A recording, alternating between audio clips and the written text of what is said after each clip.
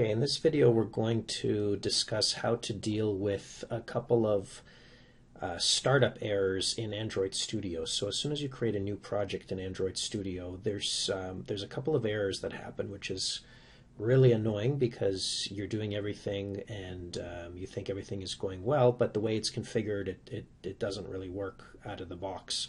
So I'm just going to go through how to fix those errors. So we're using Android 3.01.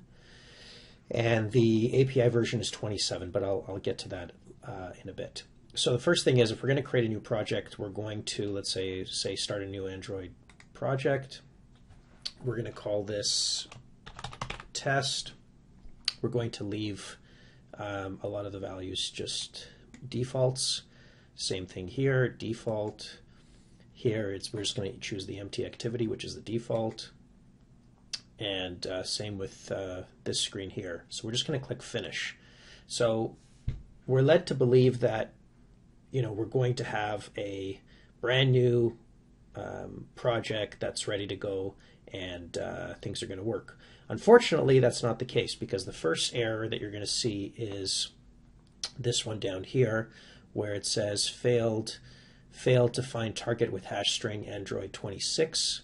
So that's a little weird when you're creating a brand new project. Now, to fix this error, you have to go to the build.gradle file, which is here.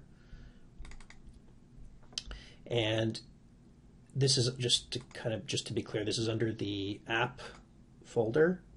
So here's the build.gradle. Now, this is where it's looking for API version 26. Now, to see what we currently have, we actually go up here to the SDK manager, and when we open that, we see that we actually have 27, not 26. So we could install 26, but that's that involves downloading a whole new SDK. So we don't have to do that. We can just configure it to look for 27 instead of 26. And in fact, if we expand this to show package details, we see that we have the SDK platform 27. So we're going to go back to the build.gradle file and just update these two values to 27. So we're going to save that. And now we think, okay, well, everything should be fine. Unfortunately, you're not out of the jungle yet with the problems, because the next thing you're going to see is that you can't actually run your